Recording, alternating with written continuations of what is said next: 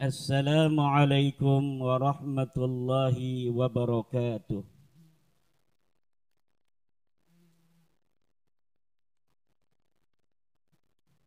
Bu,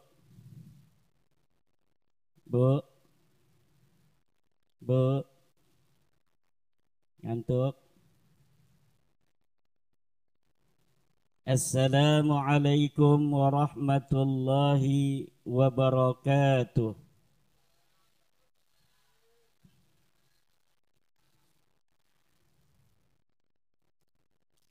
Assalamualaikum warahmatullahi wabarakatuh.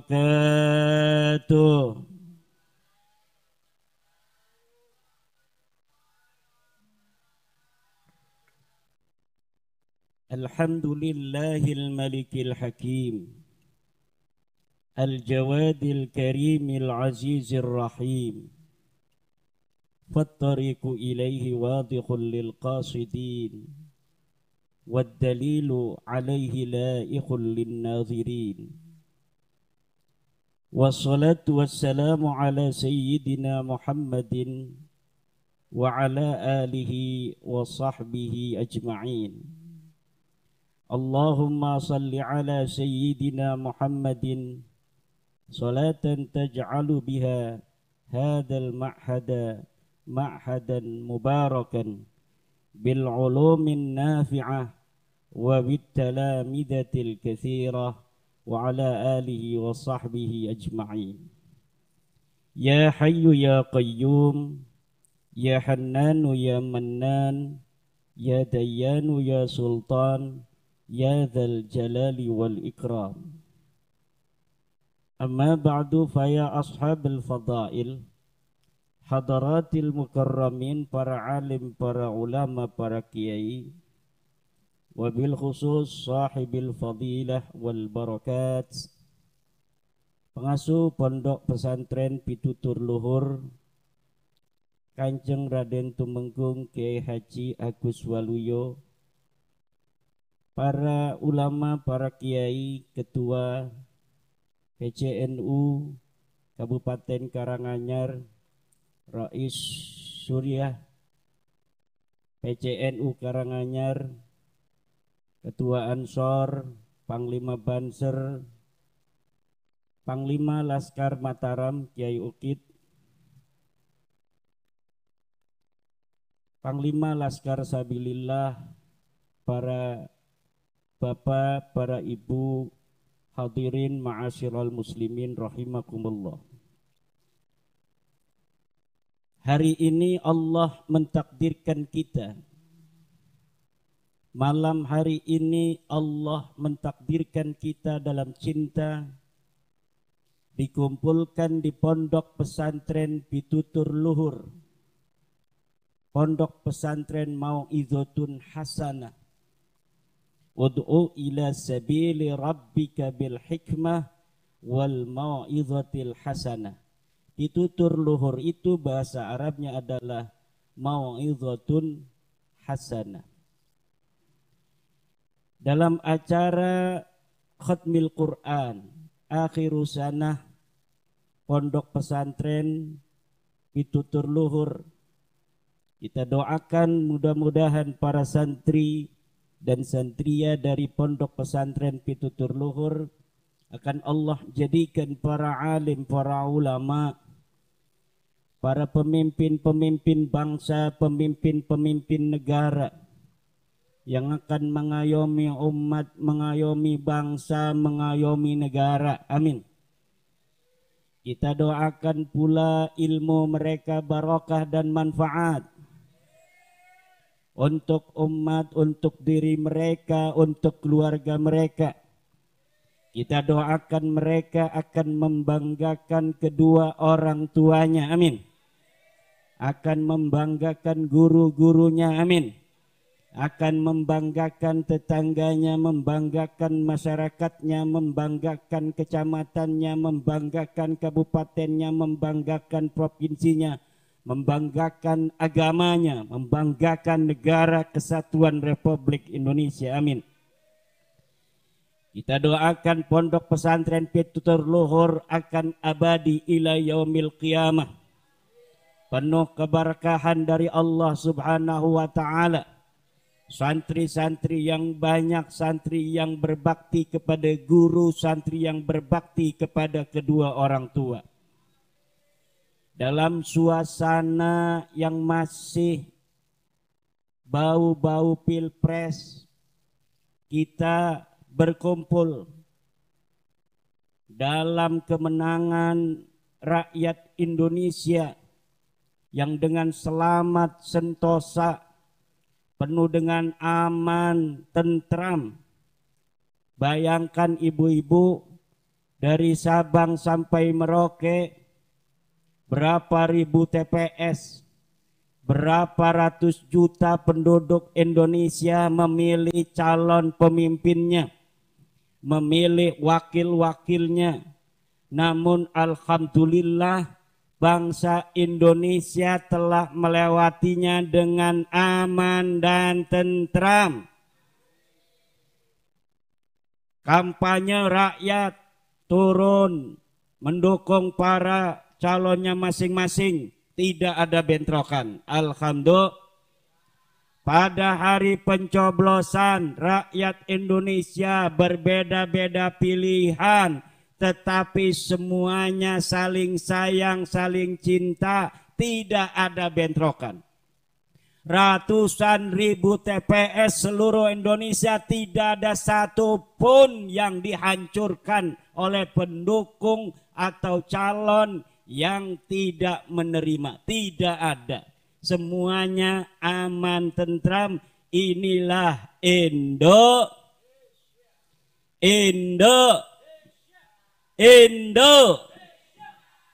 Makanya kita harus menjaga negara kesatuan Republik Indonesia ini selama-lamanya. Dulu ibu-ibu kalau mau pergantian pemimpin harus ada perang. Harus ada pendukung-pendukung yang mati. Tapi alhamdulillah sejak negara kita terbentuk oleh para pejuang-pejuang, oleh para ulama kita, para orang-orang tua kita, para leluhur-leluhur kita, dengan bentuk negara kesatuan Republik Indonesia ini semuanya berjalan dengan aman, tentram, damai hingga hari ini 70 tahun lebih. Orang-orang Barat, orang-orang Timur Tengah, orang-orang Afrika heran pada Indonesia. Bagaimana bisa negara Indonesia yang terdiri dari beribu-ribu macam bahasa, 700 suku bangsa, satu pulau dengan pulau lainnya itu dipisahkan oleh lautan. Tetapi bagaimana bisa Indonesia aman, tentram, damai hingga hari ini, tidak ada kerusuhan, tidak ada perang antar etnis yang signifikan. Memang kita ada masalah sedikit, tapi bangsa Indonesia, negara kesatuan Republik Indonesia berhasil melaluinya hingga hari ini dengan aman, tentram. Jawabannya hanya satu dari pertanyaan orang-orang luar negeri, yaitu kita memiliki mustika. Dan mustika ini ada dua. Apa mustika pertama yang menjadikan kita bangsa yang bersuku-suku, agama yang banyak, ribuan bahasa, satu daerah dengan daerah lainnya dipisahkan oleh lautan, tetapi kenapa sampai sekarang masih bisa bersatu? Jawabannya karena kita punya mustika, dan mustikanya dua. Pertama adalah Pancasila, dan yang kedua adalah Nahdlatul Ulama. Pancasila pertama adalah ketuhanan yang Maha Esa. Agama boleh banyak ada di Indonesia. Ada Islam, ada Kristen, ada Katolik, ada Hindu, ada Buddha, ada Konghucu, ada ribuan lagi kepercayaan-kepercayaan yang ada di Indonesia. Tetapi semuanya dilindungi oleh negara. Dengan dasar Pancasila, negara wajib melindungi setiap warga negara Republik Indonesia yang percaya kepada Tuhan yang Maha Esa, yang percaya kepada Allah Subhanahu wa Ta'ala. Memang kita bukan negara agama, kita bukan negara Islam, tapi Islam dilindungi, umat Islam diberi kebebasan untuk menjalankan syariat Islam, ajaran agamanya, dan ini adalah amanah dari undang-undang. Ini adalah amanah dari Pancasila, bahwa sila pertama adalah ketuhanan yang Maha Esa. Negara wajib untuk melindungi umat beragama, wabil khusus agama Islam. Kalau ibu-ibu pernah keluar negeri, ke negara-negara Arab, tidak ada kebebasan menjalankan ibadah dan paham-paham keagamaan sebebas di Indonesia. Kita bisa mengadakan acara akhiru sanah. Kita bebas mengadakan acara Isra dan Mi'raj, Maulid Baginda Nabi, baik di dalam lingkungan pesantren, di lapangan, bahkan di jalan. Jalan sampai ditutup oleh panitia. Polisi mau lewat, TNI pulang kerja, nggak bisa lewat. Kenapa? Karena ada maulid di situ. Polisi dan tentara pun paham, tidak marah. Hanya ada yang demikian ini di negara kesatuan Republik Indonesia. Yang kedua, kemanusiaan yang adil dan beradab. Artinya apa itu sila kedua, kemanusiaan yang adil dan beradab? Wajib negara melindungi kemanusiaan seluruh manusia Indonesia. Semua orang Indonesia di depan negara harus diperlakukan sama. Kemanusiaan yang adil dan beradab artinya adalah siapapun dia, warga negara kesatuan Republik Indonesia, apakah dia orang kaya, apakah dia orang miskin, apakah orang ganteng, apakah orang jelek, apakah orang putih, apakah orang hitam, semuanya di hadapan negara sama. Tidak boleh negara memperlakukan kemanusiaan manusia-manusia Indonesia tidak sama. Di depan negara sama, di depan hukum sama, mendapatkan segala fasilitas negara sama, mendapatkan haknya sama, kewajibannya sama.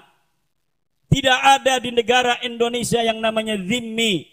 Yang ada adalah warga negara. Betul apa tidak? Islam boleh mayoritas ada di Indonesia. 90% warga negara Indonesia adalah Islam. Tapi selain Islam bukan disebut zimmi oleh negara, tapi disebut warga negara. Dan Nahdlatul Ulama telah melakukan mu'tamar atau munas alim ulama yang menyepakati negara menyebut warga negara kesatuan Republik Indonesia seluruhnya, apakah dia Islam, apakah dia Kristen, apakah dia Katolik, apakah dia Hindu, apakah dia Buddha, apakah dia Konghucu atau kepercayaan-kepercayaan, semuanya adalah warga negara. Tidak ada Islam, tidak ada zimmi, yang ada adalah warga negara kesatuan Republik Indonesia.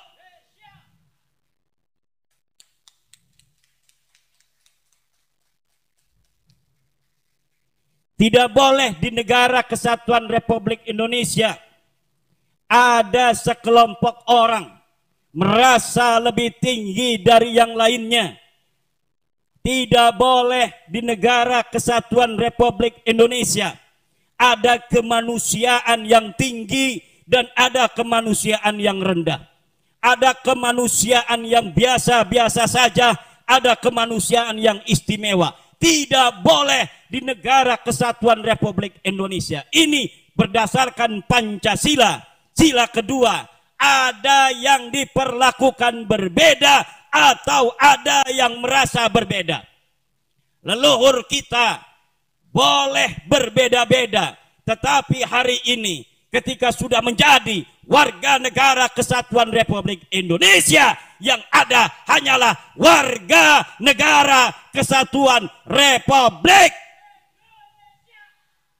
Siapapun bisa jadi presiden di negara ini. Siapapun bisa jadi bupati. Siapapun bisa jadi camat. Siapapun bisa jadi lurah. Siapapun bisa jadi tukang sholawatan. Betul apa tidak? Siapapun bisa jadi kiai. Kiai bukan hanya turunan kiai. Siapapun dia, anak yang nyantri, kemudian pinter, dia bisa jadi kiai. Siapapun dia bisa jadi camat. Walaupun bapaknya hanya nelayan, tapi kalau dia sekolah di STPDN, dia bisa jadi camat. Siapapun dia bisa mendapatkan segala hak-hak yang harus diterima sebagai warga negara dan bangsa Indonesia oleh negara, wajib diberikan. Inilah negara kita yang diamanahkan oleh dasar negara kita, kemanusiaan yang adil dan beradab. Yang ketiga, persatuan Indonesia. Naon eta hartina persatuan Indonesia? Orang ngerti ngomong Sunda. Ngerti orang? Orang-orang Indonesia dari Sabang sampai Merauke disatukan oleh kebangsaan Indonesia yang terdiri dari suku-suku bangsa yang banyak. 17.000 pulau. Negara kita dulu Nusantara disebut Arhabil oleh orang-orang barat, oleh orang-orang Arab.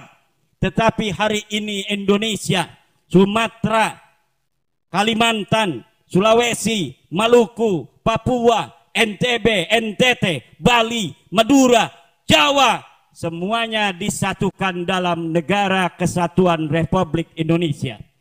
Di pulau-pulau itu, satu pulau kadang-kadang ada 2 daripada suku bangsa. Ada yang 3 suku bangsa, ada 5 suku bangsa, ada 6 suku bangsa. Semuanya sama. Dan wajib bagi negara untuk mempersatukannya dari 45 sampai nanti hari kiamat. Amin ya Rabbal. Selama-lamanya kita wajib menjaga negara kesatuan Republik Indonesia. Dan nilai-nilai kebangsaan itu harus terus ditelurkan, harus terus diresonansikan kepada anak-anak kita, kepada cucu kita, kepada keturunan kita ila yaumil qiyamah, untuk tetap bersama dalam persatuan negara Republik Indonesia. Sila yang keempat adalah kerakyatan yang dipimpin oleh hikmah, kebijaksanaan dalam permusyawaratan perwakilan. Ini adalah amanah dari dasar negara kita, dari Pancasila, bahwa wahai para pemimpin-pemimpin bangsa Indonesia, ingatlah bahwa negara ini adalah negara kerakyatan. Kerakyatan adalah yang nomor 1. Rakyatlah yang berdaulat. Semuanya di tangan rakyat, oleh rakyat, untuk. Para pemimpin kita adalah wakil-wakil kita yang harus kita doakan untuk senantiasa dapat menjalankan amanah ini dengan betul-betul baik. Amanah ini dijalankan dengan betul-betul amanah, yang betul-betul berdasarkan keadilan. Yang kelima yaitu keadilan sosial bagi seluruh rakyat. Keadilan sosial ini bukan hanya keadilan bantuan sosial, tapi kesempatan bagi seluruh bangsa Indonesia untuk menjalani kehidupan sosialnya dengan adil diberikan oleh negara.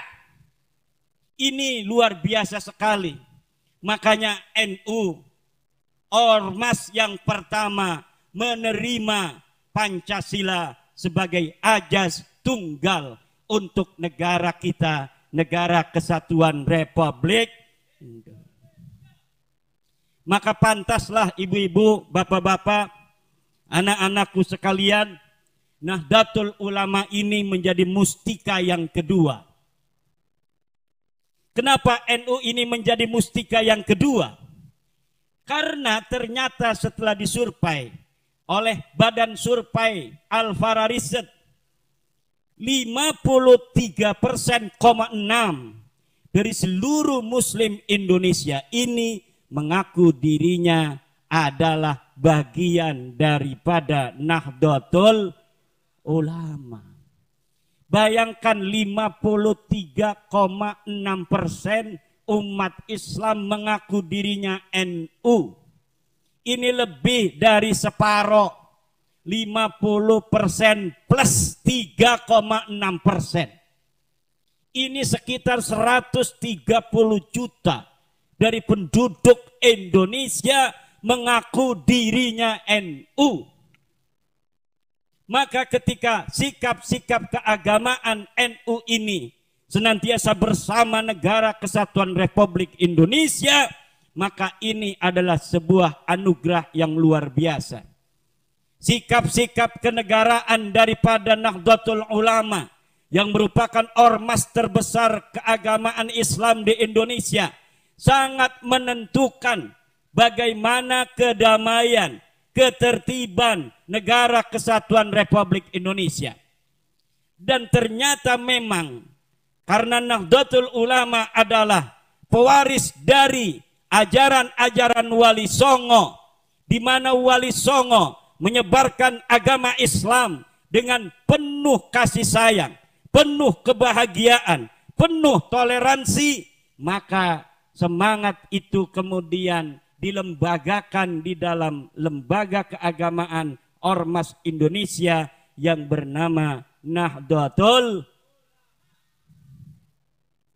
Apa yang membuat Nahdlatul Ulama menjadi anugerah bagi Indonesia? Prinsip-prinsip KNU-an yang 3. Pertama adalah prinsip NU dari fikrah Nahdliyah. Yang kedua dari harakah Nahdliyah. Yang ketiga adalah amaliyah Nahdliyah.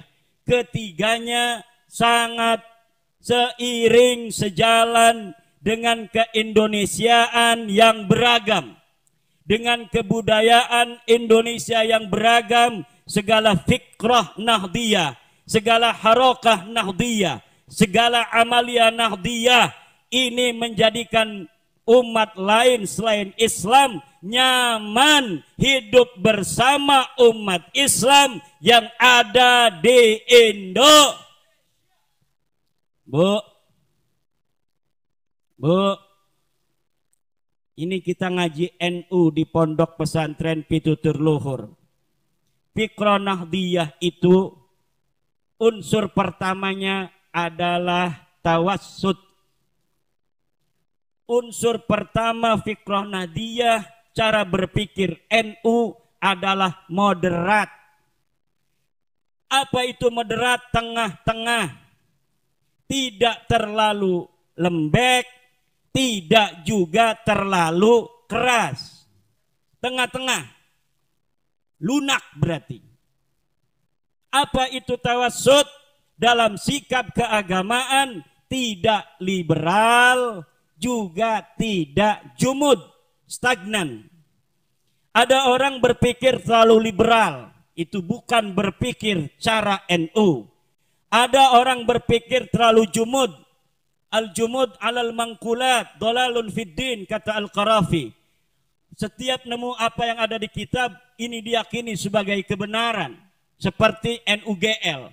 Makanya NUGL itu tidak sesuai dengan fikrah Nahdiyah karena dia tidak tawassut.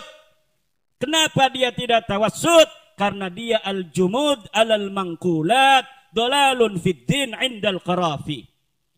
Kalau dia nemu di dalam kitab kayak Ustadz Idrus Ramli, kalaulah Ahmad bin Isa ini punya anak namanya Ubed, maka dia terima mentah-mentah.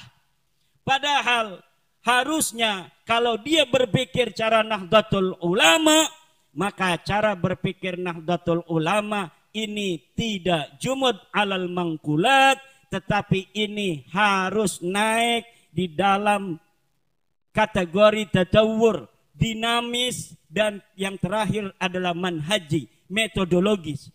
Bagaimana cara metodologis? Kalau itu sebuah pemikiran, maka pemikiran itu haruslah keluar dalam sikap-sikap hukum keagamaan sesuai dengan metodologi istinbat hukum. Kalau dia sejarah, harus sesuai dengan metodologi sejarah. Kalau di kitab ada berita abad ke-3 Hijriah, kemudian di dalam kitab yang ada di abad 9 Hijriah, cara metodologi sejarah adalah untuk mengetahui apakah di dalam kitab abad 9 ini benar atau tidak, diverifikasi di dalam kitab-kitab abad ke-3, abad ke-4, ke-5, ke-6, ke-7, ke-8 Hijriah. Apakah ada benang merah? Apakah ada ittisalur riwayat? Berita yang ada di abad ke-9 ini dengan abad-abad sebelumnya. Apalagi kalau bertentangan, maka berita yang ada di abad ke-9 apabila bertentangan dengan berita di abad-abad sebelumnya tentang suatu peristiwa yang terjadi di abad sebelumnya itu, maka yang harus didahulukan adalah bagaimana kitab yang lebih dahulu dijadikan patokan di dalam metodologi sejarah. Ini adalah sikap-sikap pemikiran daripada NU. Tidak benar ada orang mengatakan NU di dalam mengambil sikap tidak berlandaskan fikih dan syariah. Itu orang yang tidak ngerti NU. Ada sekarang ini orang-orang yang menuduh kebijakan PBNU tidak mempertimbangkan fikih, tidak mempertimbangkan syariah. Orang yang semacam itu tidak kenal dengan metode berpikir NU. Bagaimana NU bersikap, semuanya berlandaskan fikih, semuanya berlandaskan syariah. Apabila itu sikap keagamaan resmi daripada Nahdlatul Ulama. Misalnya lembaga Bahsul Masail, kalau ada masalah di negara kebijakan baru, dari kementerian-kementerian itu menghubungi Rais Am Suriah, kemudian Rais Suriah menugaskan kepada lembaga Bahsul Masail untuk menganalisa secara hukum-hukum fikih, hukum-hukum syariah. Hasil dari lembaga Bahsul Masail ini bukan menjadi sikap NU, belum sampai di situ selesai. Dia harus kemudian hasil Bahsul Masail dibawa ke forum Suriah, dirapatkan di forum Suriah. Setelah sebelumnya di Bahsul Masail, para ulama-ulama di lembaga Bahsul Masail beradu argumen, beradu dalil di sana. Kadang harus memanggil seorang ahli, kadang tidak selesai dalam satu kali sidang, 2 kali sidang, 3 kali sidang. Setelah selesai pun itu tidak menjadi keputusan fikih sikap Nahdlatul Ulama. Dia harus dibawa ke forum Suriah. Di forum Suriah kiai-kiai sepuh kemudian rapat lagi. Baru hasil Bahsul Masail kalau sesuai dengan pemikiran para kiai-kiai sepuh itu, sesuai dengan keilmuannya yang lebih dalam, maka baru ditetapkan sebagai keputusan Nahdlatul Ulama. Itu tanpa diketahui masyarakat awam. Setiap ada jual beli baru yang ada di pasar, yang ada di para pengusaha, itu langsung disikapi oleh Nahdlatul Ulama, disikapi oleh Suriah, perintahkan kepada lembaga Bahsul Masail untuk membahas. Setelah dibahas selesai, di situ adu argumen. Kalau tidak ada titik temu, panggil ahli. Setelah dipanggil ahli, coba dimuqabalah dengan ahli yang lain. Kalau ahli berbeda-beda, panggil lagi yang lebih senior. Itu lama dalam menetapkan satu keputusan untuk menjadi sikap Nahdlatul Ulama agar menjadi pertimbangan negara di dalam mengambil kebijakan hal-hal yang berkaitan dengan fikih, dengan syariah untuk menjaga umat Islam ini agar mendapat hak untuk mendapat barang-barang yang halal.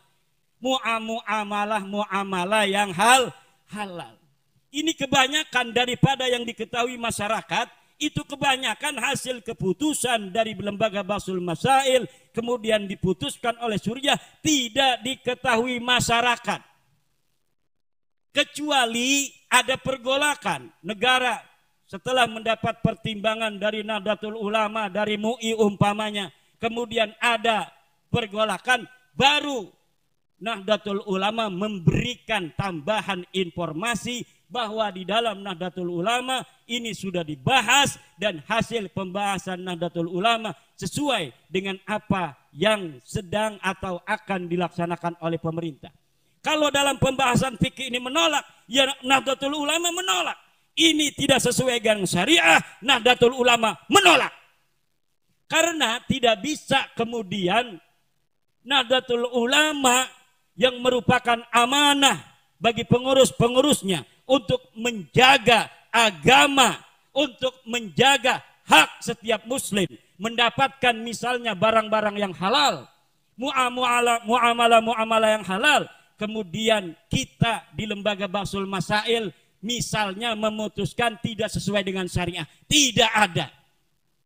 Hal-hal yang diputuskan semuanya berdasarkan fikih, semuanya berdasarkan syariah, dan semuanya melalui tahapan-tahapan yang panjang. Dari mulai lembaga Bahsul Masail, kalau itu masalah-masalah keagamaan, kemudian dirapatkan dalam Suriah, belum tentu itu para Suriah sepakat.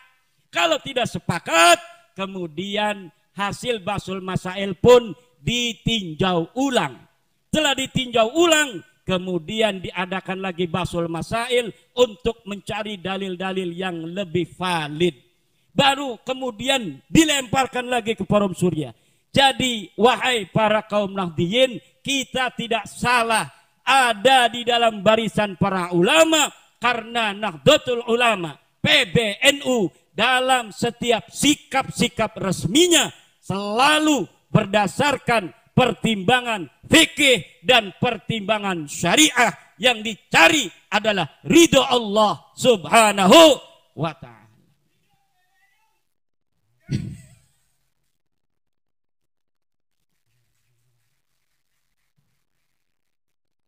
Beda dengan NUGL, tidak ada metodologi.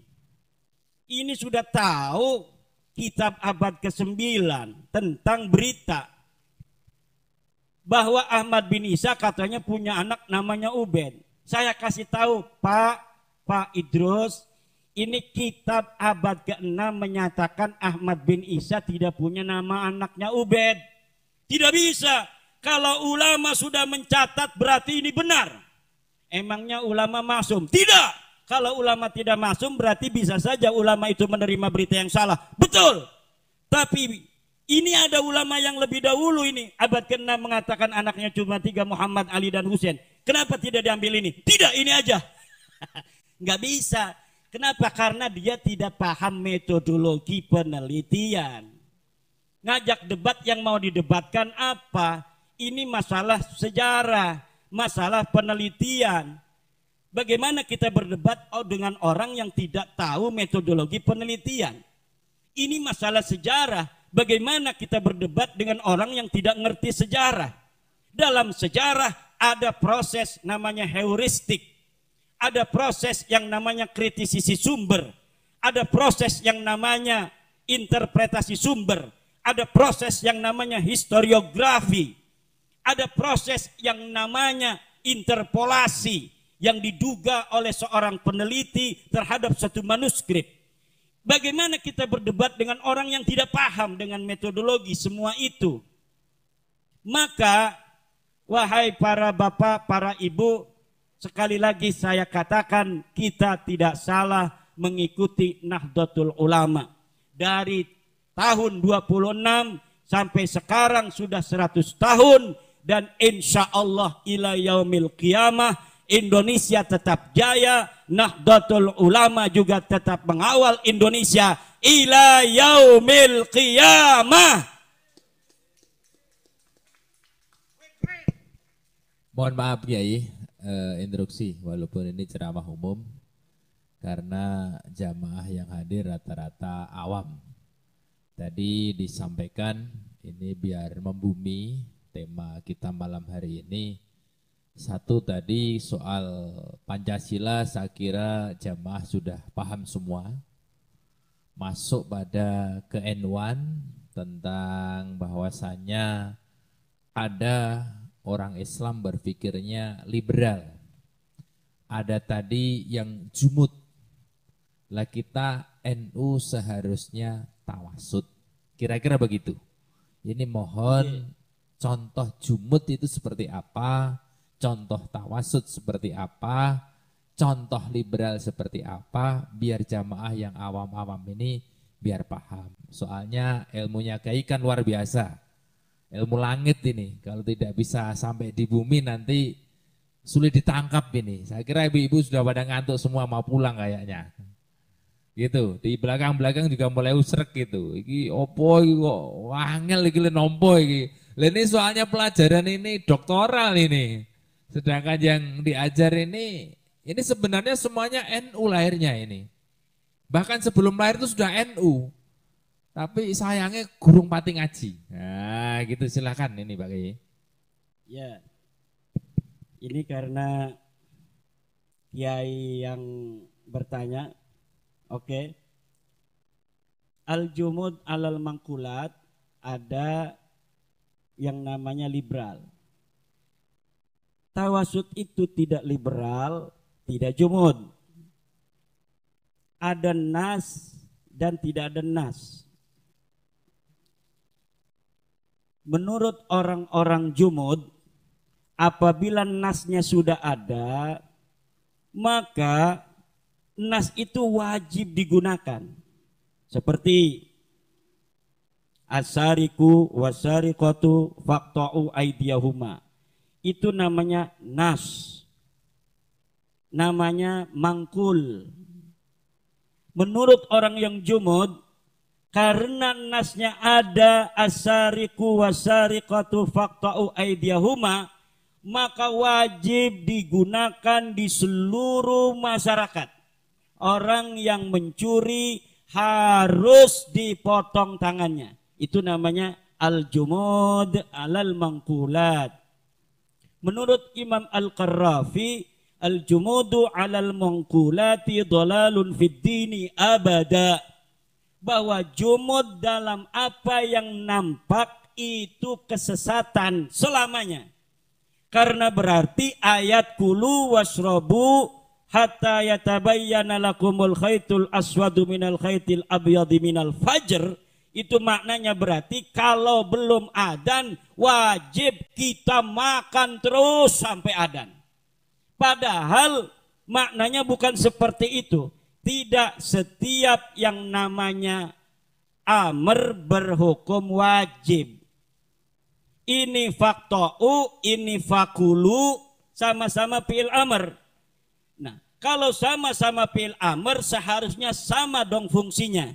Tetapi tidak. Ahli-ahli ilmu, ahli-ahli Al-Quran telah membahas. Setiap ada amr di dalam Al-Quran tidak berarti wajib.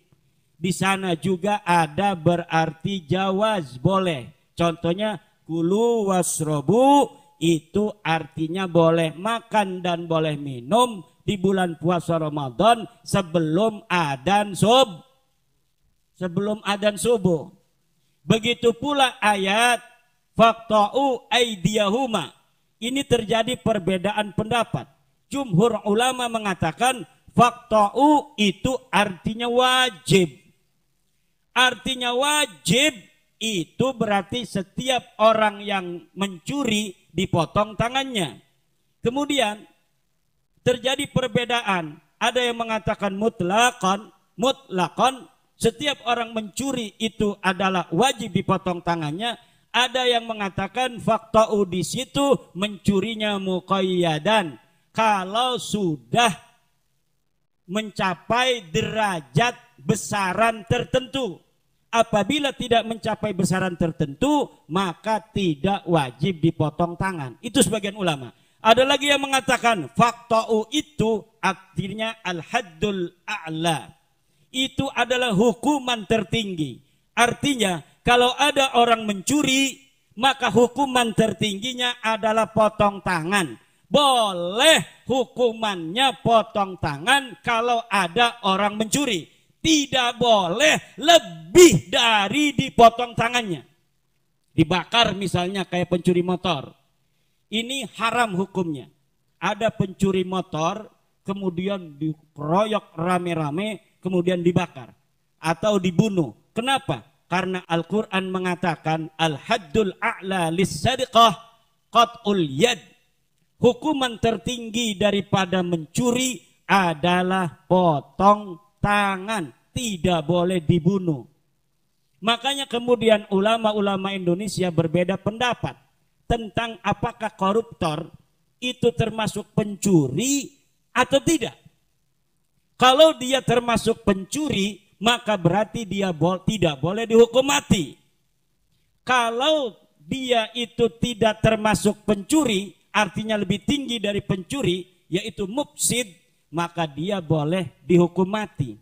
Sebagian ulama Indonesia mengatakan koruptor itu lebih dari pencuri. Dia merusak tatanan sosial bangsa dan negara. Maka oleh karena itu sebagian ulama mengatakan koruptor boleh untuk dihukum mati. Sebagian lagi mengatakan tidak. Koruptor itu tetap pencuri. Yang namanya pencuri hukuman paling tingginya adalah dipotong tangannya. Lalu ada orang yang berpikir, kalau begitu kan tidak ada potong tangan di Indonesia. Berbeda lagi ulama di dalam menafsiri setelah mereka sepakat bahwa hukumnya wajib dipotong tangan, mereka juga kemudian berbeda pendapat dalam keadaan apakah potong tangan itu bisa dilakukan, kewajiban itu dalam keadaan apa pula tidak apa-apa tidak dilakukan. Ini berbeda pendapat. Makanya ada sebagian ulama yang mengatakan kalaulah qasdu daripada potong tangan itu bisa untuk diwakili oleh hukuman lainnya, maka hukum potong tangan itu pun sudah bisa diwakili oleh hukum lainnya.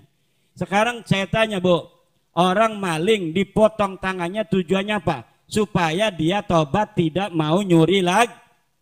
Sebagian ulama mengatakan dengan dipenjara seorang maling itu sudah tidak akan mengulangi lagi perbuatannya. Karena di penjara itu susah. Tidak bisa kumpul dengan istri, tidak bisa kumpul dengan anak dan lain sebagainya. Maka menurut sebagian ulama ayat as-sariqu was-sariqatu faqta'u aydiyahuma itu bisa diganti dengan hukuman lainnya. Semacam hukuman penjara, hukuman buang, dan lain sebagainya. Apabila tidak ada nas, itu ada nas ya. Idza wujidan nasu fasammal maslahah. Apabila sudah ada nas, disitulah kemaslahatan yang harus tidak boleh ditinggalkan. Berbeda dengan orang liberal.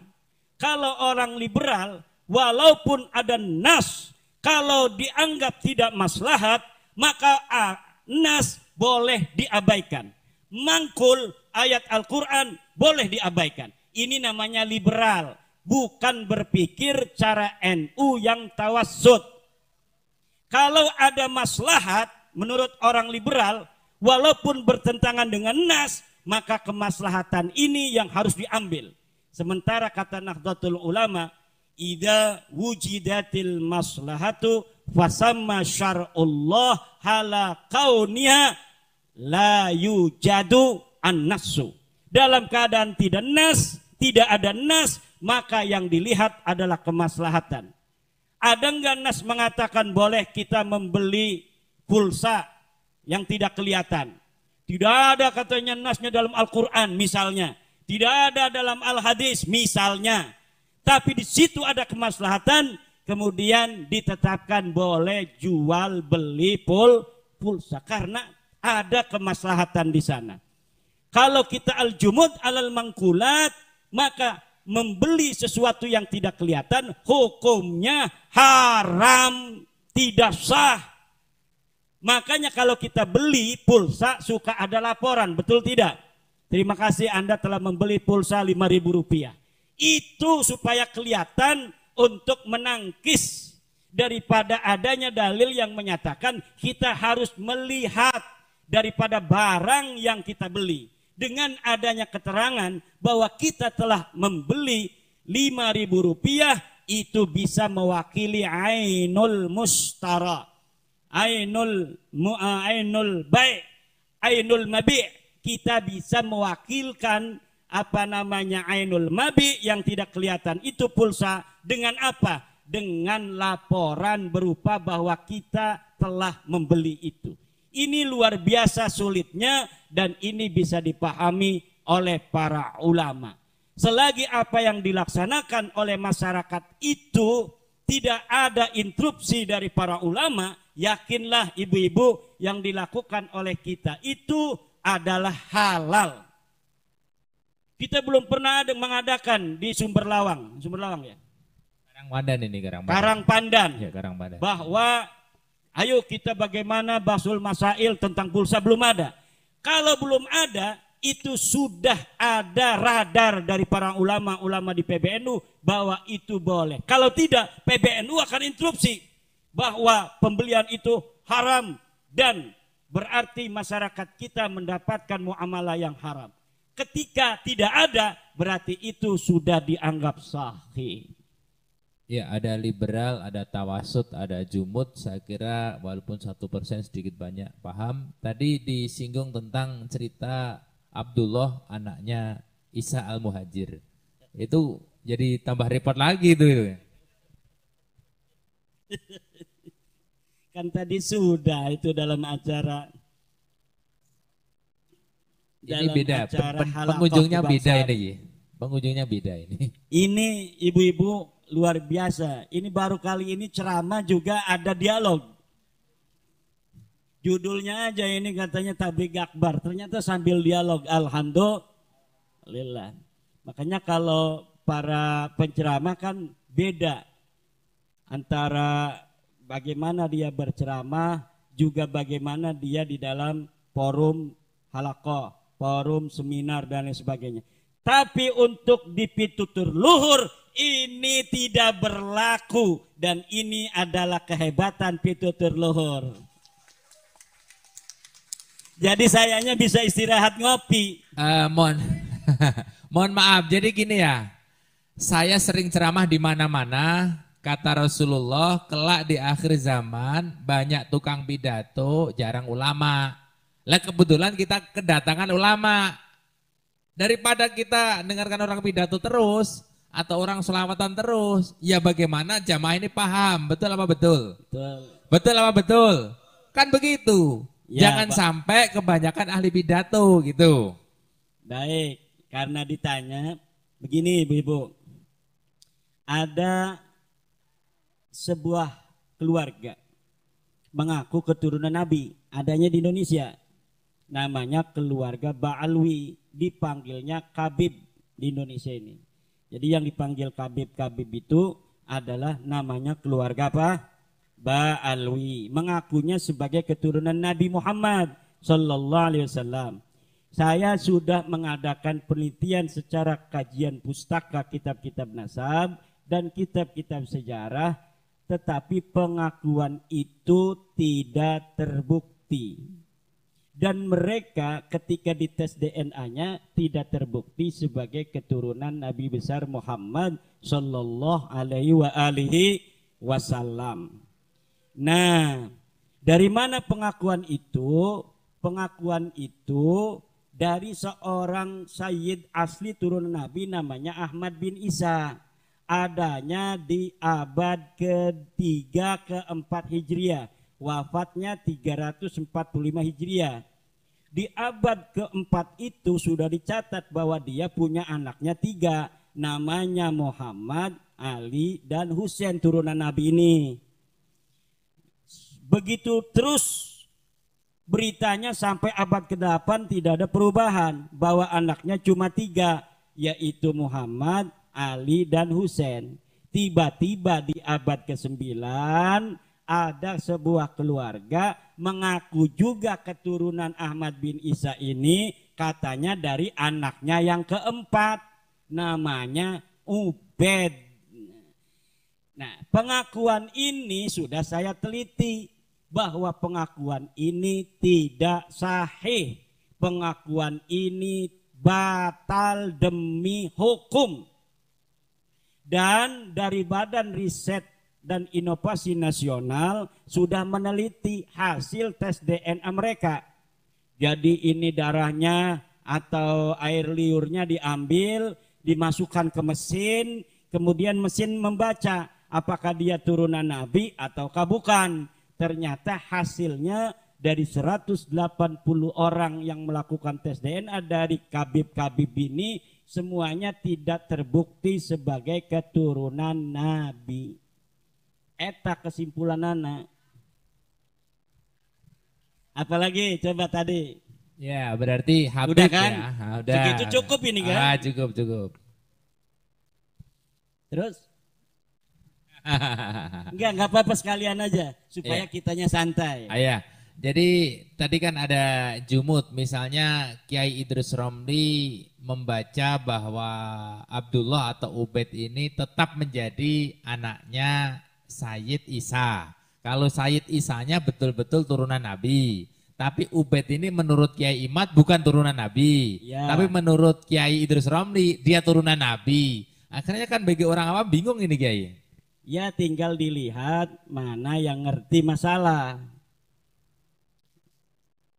Tadi saya sudah berikan contoh itu Mbah Hasyim Asy'ari, ya kan?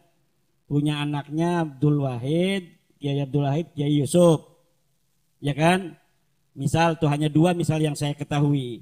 Misalnya taruhlah 2. Tiba-tiba sekarang Kiai Ukit mengaku sebagai cucunya Mbah Hasyim selain Mbak Yeni dan Mbak Alisa. Marah dong itu kan Mbak Yeni Mbak Alisa. Ini Ki Ukit katanya dari Karanganyar ngaku cucunya Mbah Hasyim. Pasti langsung bisa ditolak.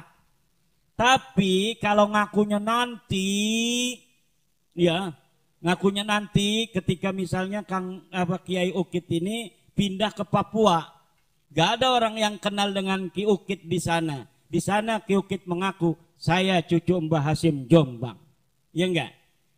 Itu mungkin karena tidak ada informasi ke Jombang, dari Papua itu tidak ada telepon misalkan, adanya di hutan, maka orang-orang di sana mengakui Ki Ukit sebagai cucunya Mbah Hasyim.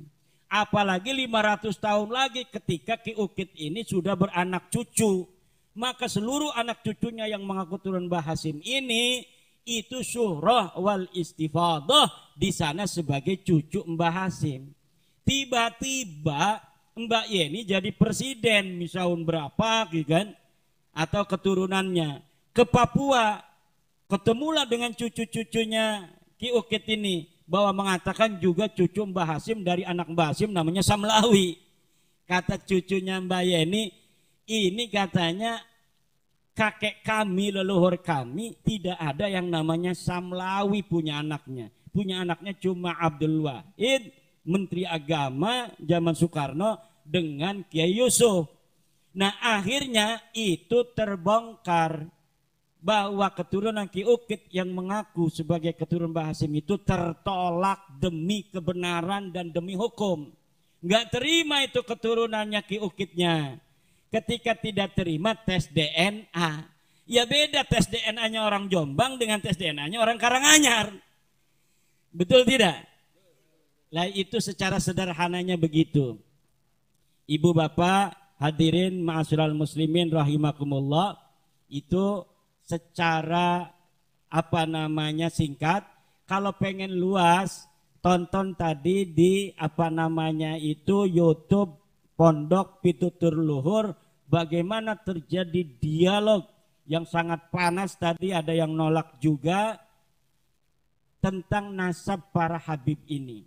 Kita meneliti nasab Habib bukan karena membenci dzatiyahnya Habib-Habib itu. Mereka saudara kita bangsa Indonesia. Cuma pengakuan mereka sebagai turunan Nabi itu yang kita tolak. Kenapa?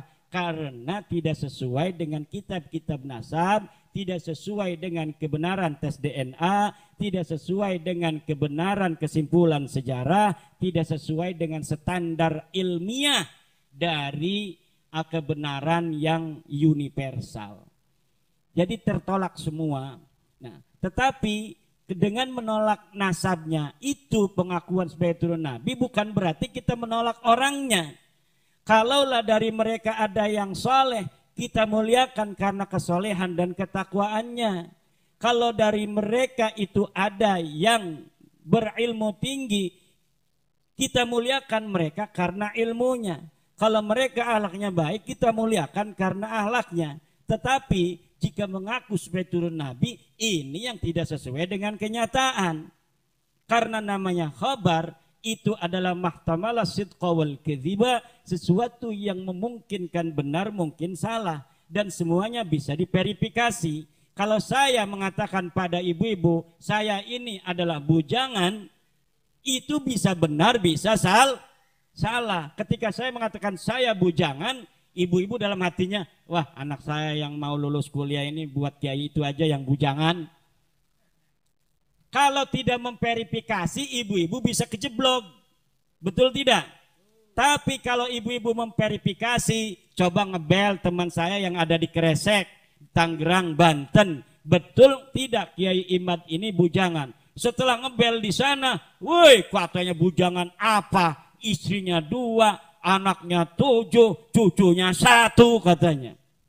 Akhirnya berarti kata-kata saya khobar itu berarti benar apa dusta? Dusta. Padahal orang sini sudah suhra wal istifadah. Karena saya kalau kesini ngakunya bujangan. Taunya saya ini bujangan. Sampai ada 4 orang misalnya yang siap-siap menikahkan anaknya dengan saya. Kiukit nggak kebagian. Kiai Agus Waluyo tidak kebagian. Nggak mau katanya dengan orang sini punya istri. Padahal saya juga punya. Karena tidak diverifikasi, akhirnya kejeblok. Tapi kalau kita verifikasi, maka bisa jadi benar, bisa jadi salah. Nah, ini Ustadz Idrus Romli mendapatkan kitab Tabaqatul Khawas tahun 893 karangan As-Surji Az-Zabidi. Di situ disebutkan Ubaidillah punya anak namanya Ahmad punya anak namanya Ubaid. Tapi mendengar berita itu, dia tidak mau verifikasi pada masa hidupnya Ahmad itu. Masa hidupnya Ahmad tahun 345 sebelumnya itu dia hidup, 345 dia wafat. Kitab-kitab nasab sudah dicatat, anaknya dia ada berapa sudah dicatat. Harusnya Ustadz Idrus Romli itu melihat kitab-kitab sebelum itu, ada tidak. Karena dia tidak mau verifikasi, akhirnya dia terjebak oleh mangkul itu. Akhirnya dia mempercayai bahwa Abdullah itu anaknya Ahmad bin Isa. Atau Ubaid namanya. Ubaid itu anaknya Ahmad bin Isa. Itulah namanya al-jumud alal mangkulati dolalun fiddin. Kalau kita jumud terhadap apa yang kita baca, maka kita akan tersesat. Maka harus ada yang namanya verifikasi.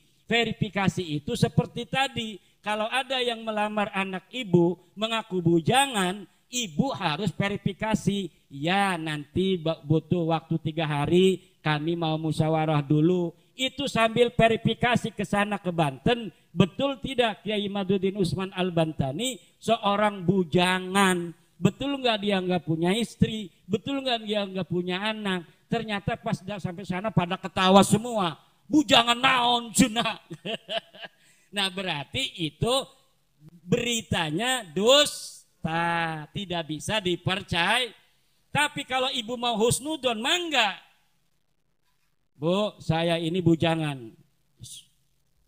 Kata anaknya, jangan diterima bu, jangan bohong. Wis, kiai dia, kita harus husnudon sama kiai.